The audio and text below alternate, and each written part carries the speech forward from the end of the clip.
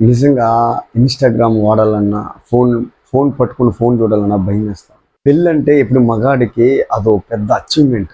నిజంగా ఒక ఉద్యోగము, ఒక ఫారిన్ ఆపర్చునిటీసో, లేదంటే ఇంకేదైనా సినిమా ఛాన్సో ఇలా వస్తే ఒక అబ్బాయి చాలా హ్యాపీగా ఫీల్ అవుతాడనేది బాగా విన్నాం. ఇప్పుడు ఏంట్రా అంటే ఒక అబ్బాయికి పెళ్ళి అవుతా ఉందంటే నిజంగానే అది పెద్ద అచీవ్‌మెంట్ గాను చాలా హ్యాపీగా ఉంటాడు. ఆ అబ్బాయికి నాకు పెళ్లి సెట్ అయిందంటే. అలాంటిది ఆ హ్యాపీనెస్‌లో వాడు పెళ్లి చేసుకోవాలన్న ఒక సంతోషంలో వాడు ఏమన్నా చేస్తాడు.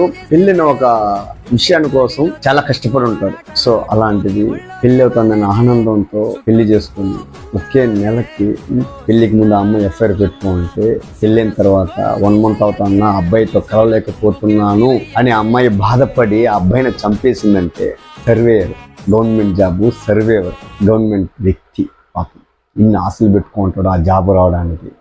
ఆ జాబ్ వచ్చాక ఈ పెళ్లి కావాలనేసి జాబులు సంపాదించే టైం ఇది.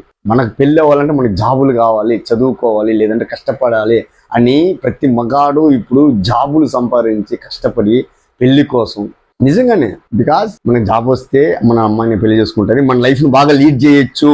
Not only marriage but job ఉంటే మనకు మంచి అమ్మాయి వస్తుంది, ఆ తర్వాత మంచి లైఫ్ ఉంటుంది, ఆ లైఫ్ని మనం బాగా లీడ్ చేయొచ్చు అన్న ఒక ఆశతో ఎంతో కష్టపడి జాబులు తెచ్చుకొని పెళ్లి సెట్ చేసుకొని పెళ్లి చేసుకుంటే నా అమ్మాయి వేరే అబ్బాయితో ఎఫ్ఐఆర్ ఉండి బిఫోర్ మ్యారేజ్, ఆఫ్టర్ మ్యారేజ్ కూడా అబ్బాయితో కావలేకపోతున్నాను అబ్బాయిని చంపేసింది. ఇంత దారుణం. ఎందుకు ఇంత అమ్మాయిని పెళ్లి చేసుకు ఇంట్లో వాళ్ళు వద్దంటారా? 1 రోజు వద్దంటారు, 2 రోజులు వద్దంటారు, 2 నెలలు వద్దంటారు, సంవత్సరం వద్దంటారు. వెయిట్ చేయండి.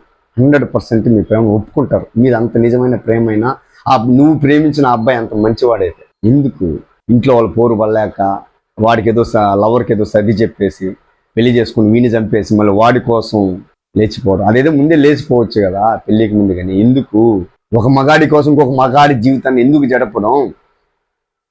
అమ్మాయిలు ఏం ఆలోచిస్తున్నారో, ఎలా పోతా ఉందో సమాజం.